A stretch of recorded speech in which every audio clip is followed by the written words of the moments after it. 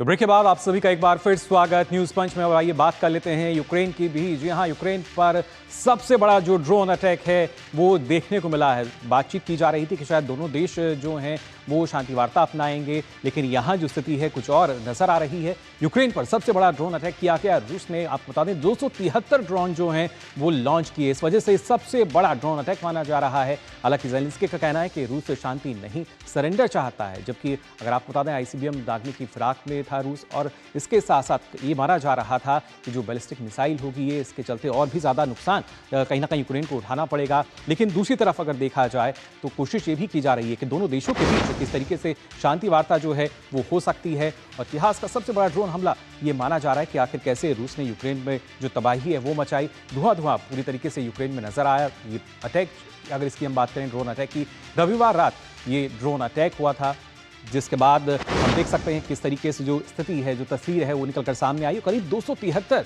Drone जो हैं वो रशिया की तरफ से, रूस की तरफ से यहाँ पर लॉन्च किए गए थे। और इसके साथ साथ जो निशाने पर था, आपको बता दें, कीव, डोनबास और इन प्रोटेक्टर्स पर यहाँ पे कहीं ना कहीं निशाना जो था वो साधा गया था इन ड्रोन के जरिए। और हालांकि इसमें एक महिला की मौत और 3 लोग घायल होने की भी जो सूचना है वो अभी तक सामने आई है। और इस हमले में जब हम बात कर रहे हैं तो आपको बता दें, 4 साल का जो बच्चा है वो भी घायल हुआ है, वो भी जख्मी है। लेकिन कहीं ना कहीं इस बड़े ड्रोन हमले से अगर देखा जाए तो पूरा यूक्रेन जो है वो दहल उठा था। यूक्रेन की इंटेलिजेंस का ये जो दावा है उसने किया है कि किस तरीके से जो रूस है लगातार पलटवार भी कर रहा है, और कहीं ना कहीं रूस अब एक बड़ा हमला जो है वो कर सकता है। ये यूक्रेन की जो इंटेलिजेंस है उसने दावा किया है। और इस बड़े हमले में आपको बता दें, इंटरकॉन्टिनेंटल बैलिस्टिक मिसाइल दागने की तैयारी की बात कही जा रही है। यानी जब हम बात कर रहे हैं कि किस तरीके से जो बड़ा हमला है क्या वो रूस कर सकता है नहीं, और यूक्रेन की तरफ से ये एक बड़ा बयान सामने आया, वो भी ऐसे वक्त में जब हम देख पा रहे थे कि दोनों देशों के बीच शांति की बात की जा रही थी। अमेरिकी राष्ट्रपति ट्रंप जो है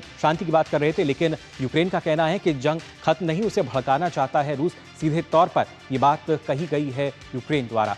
तो अगर देखा जाए अभी तक का सबसे बड़ा ये हमला माना जा रहा है। और कैसे आज का जो दिन है उसको अगर हम देखते हैं तो जंग पर जजमेंट डे की बात कही जा रही है। क्यों कही जा रही है? दरअसल ट्रंप पुतिन के बीच जो बातचीत है वो होगी। आपको बता दें, व्लादिमीर पुतिन से फोन पर इस बारे में वो चर्चा करेंगे। लगातार वो प्रयास कर रहे हैं कि कैसे दो देशों के बीच जो शांति है वो हो सकती है, लेकिन यहाँ जो स्थिति है वो कुछ और उलट नजर आई। अब ऐसे में बातचीत का जो फोकस है वो यही होगा, सीज फायर, यानी कैसे दोनों देश जो हैं वो शांति बरत सकते हैं। और 30 दिन का तुरंत बिना शर्त सीज फायर की जो बात है वो यहाँ कही जा रही है। इसके साथ साथ आपको बता दें, ट्रंप ने रूस को यहाँ चेतावनी भी दी है, और उसके साथ साथ यूक्रेन ने, आपको बता दें, जो रूस का प्रस्ताव है उसको ठुकराया है। दरअसल यूक्रेन का कहना है कि शांति प्रस्ताव नहीं, वो बल्कि एक सरेंडर है।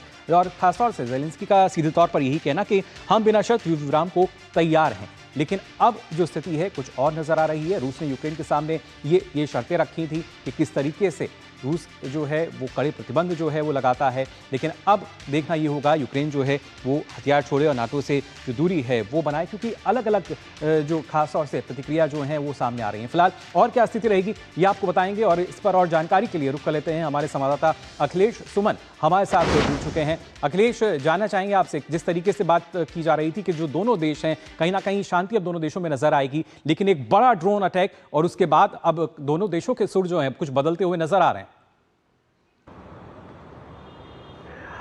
देखिए, ऐसा कहना बहुत मुश्किल है कि दोनों के सुर बदलते हुए नजर आ रहे हैं, क्योंकि देखिए, जब रूस ड्रोन से अटैक कर रहा है इसका मतलब है कि रूस चाहता है कि अपर हैंड रखते हुए वो किसी समझौते में शामिल हो।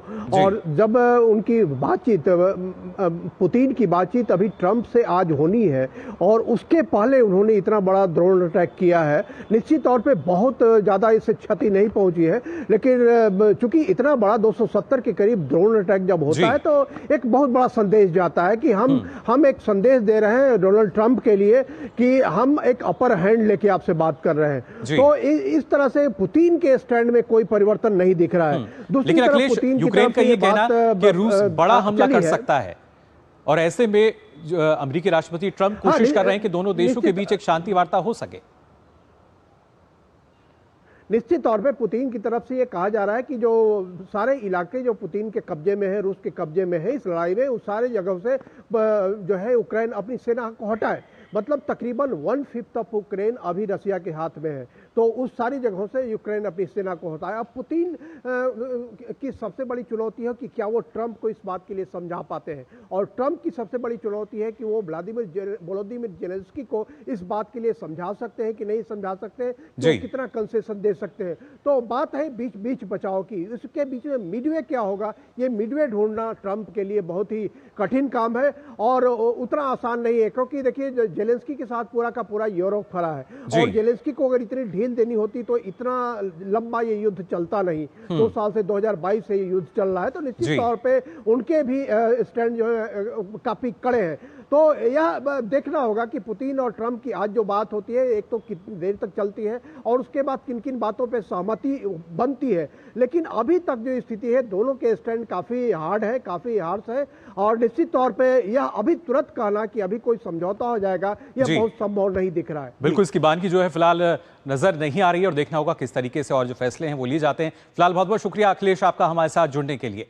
तो हमारे संवाददाता बता रहे थे कि किस तरीके से जंग के जरिए की अगर बात की जाए, वो जाहिर तौर पर हम इसको मान सकते हैं ट्रंप और पुतिन की बातचीत होगी। उस बातचीत के बाद क्या वाकई 30 दिन का जो सीज फायर है बिना शक हो पाएगा या नहीं, या इस तरह के और हमले जो हैं, जिस तरह की आशंका यूक्रेन ने जताई है, कुछ वैसी ही स्थिति सामने आएगी। फिलहाल के लिए न्यूज पंच में इतना ही। आप देखते रहिए DD न्यूज।